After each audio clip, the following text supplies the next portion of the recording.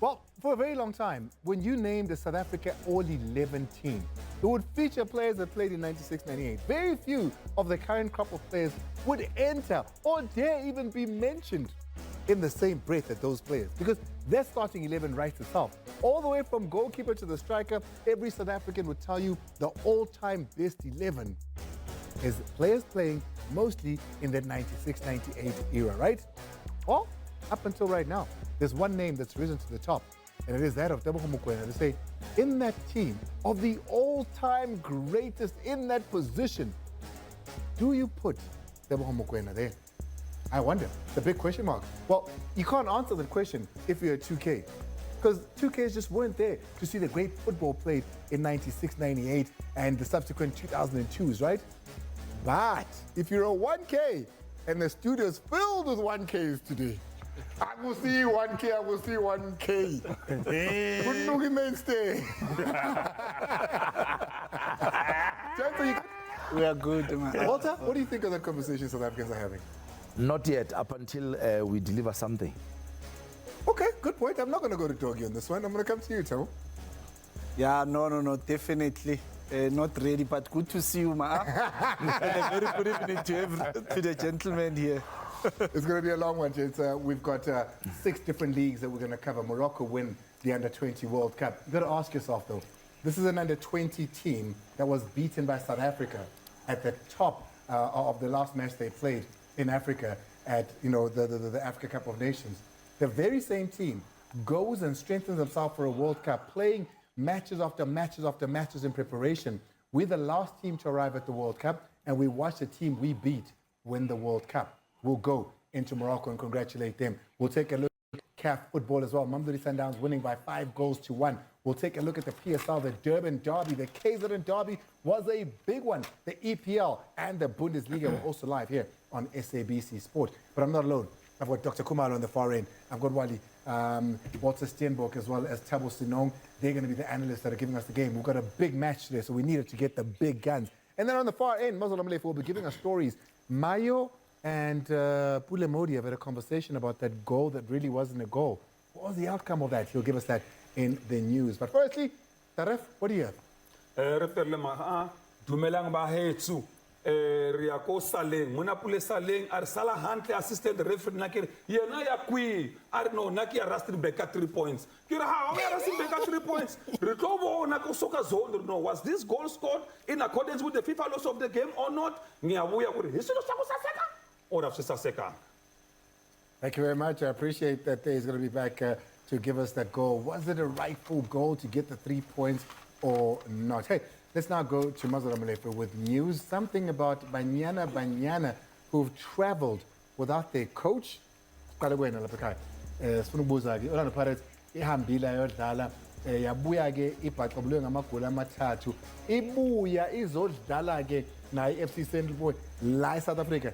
Can they overturn that result, or is this going to be the end of the road for Orlando Pirates in the Champions League? Mazolo, what do you have for us?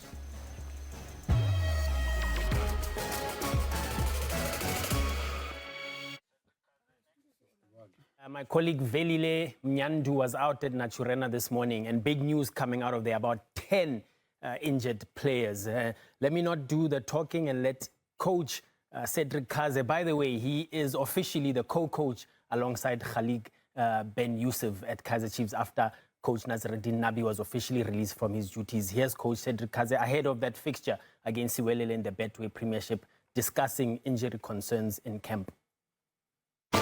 There are players that have returned on the field. Igodaro has been training for the last 10 days. Monyane came back 3 days ago. Shinga has been training for the last 10 days. Veleba is training.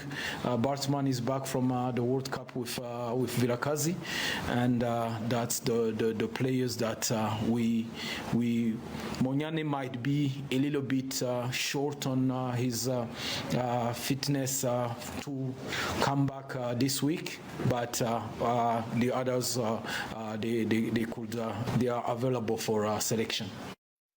Well, that's Cedric Kaze talking about Thabiso Munyani, Paseka Mako, Shinga, the new signing, and those who could be available when they face Siwelele, but still a lot of players on the mend at the moment. Let me move to the next story before I get the expert analysis of Dr. Kumalo. Khanyisa Mayo, new signing as well alongside Pulo Modi, finally talking to the media about that goal that wasn't to be.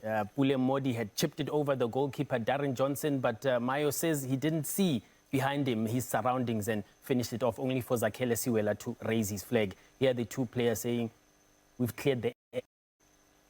During the game at halftime, we spoke about it and I apologized. He said to me, "No, these things happen. It's football. It was a lapse of concentration. I wasn't aware of my surroundings, and it happened. And we moved on. We spoke about it. Even after the game, I gave him a call and we spoke about it. And he said, "No, don't worry. These things happen. It's done. Let's focus on what is next." As he says that, this is football. And it's been a long time knowing Mayo, he's a striker who to score goals, and I didn't take that personally to him, why would you do that? But this is football. Everyone has mistakes. No one is perfect. So life goes on, because the next day I'm gonna need him.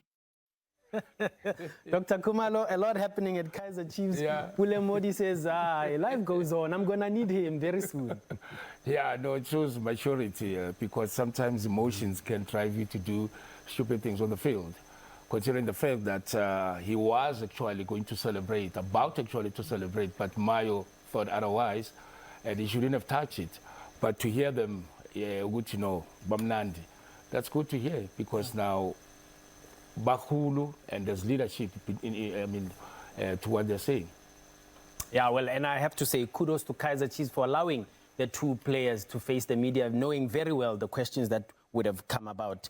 We move on to the next story now. Devastating, really. Banyana, ahead of a crucial WAFCON qualifier away to the DRC and then the second leg here at home, have left the country and are in the DRC at the moment without head coach Desiree Ellis, a story that we broke on SABCsport.com platforms on Sunday, that the coach had not traveled because the NEC has given permission that they can offer her a 4-year contract, but she says no, the conditions of this contract and the terms are not what they are meant to be. I'm going to now go to Coach Thabo Senong. Just your analysis of the situation. Crucial qualifier, no coach, contract saga still hanging in the air, a dark cloud for Banyana this. Yeah, unthinkable, Mazola. It's very disappointing because you think of the players not having their leader. That's not healthy for a dressing room. But then also you look at the quality of the players that actually Coach Desiree has called. Now we just have to hope that they actually win the match, and then hopefully all this saga will be sorted out, and probably by the next second leg match, hoping that she'll be back. But not good to start an important qualifier of this caliber. 100%. We can confirm, SABCsport.com, that Tina Sonkembuli, head coach at UWC, is taking charge of the team alongside her technical team out in the DRC. A final story, still also a big blow to South African football in as far as development is concerned. I spoke to Alexius Stethio, the CEO out at Cape Town Spurs, and see, these are some of the key points that he makes to me in an exclusive chat about how they've restructured Ikamva. Pro bono, that means obviously supplying and taking care of the cost, around 80,000 per month, excluding other costs with regards to the contribution of the players.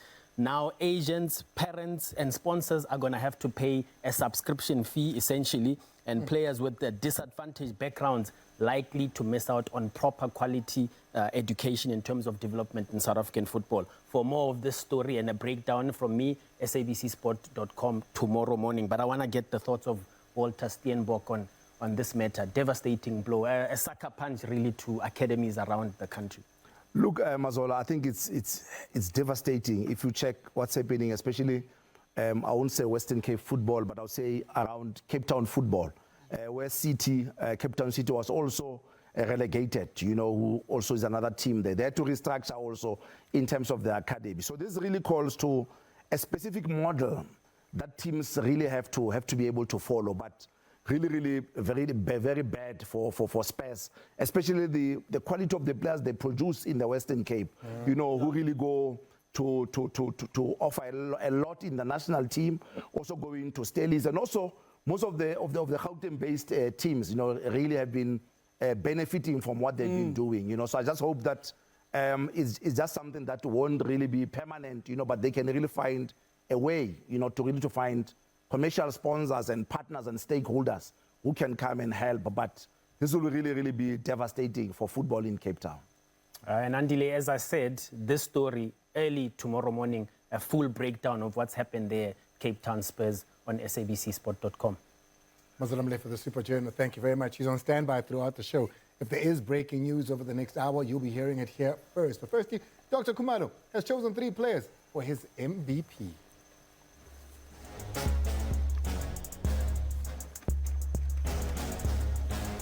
Zazizimbi indaba eChile mawubona la uZabir scoring his second goal at Argentina. No ways. I'm grabbing this for Morocco. Christian Mayala, we know very well ukuthi besimfuna la eMzansi.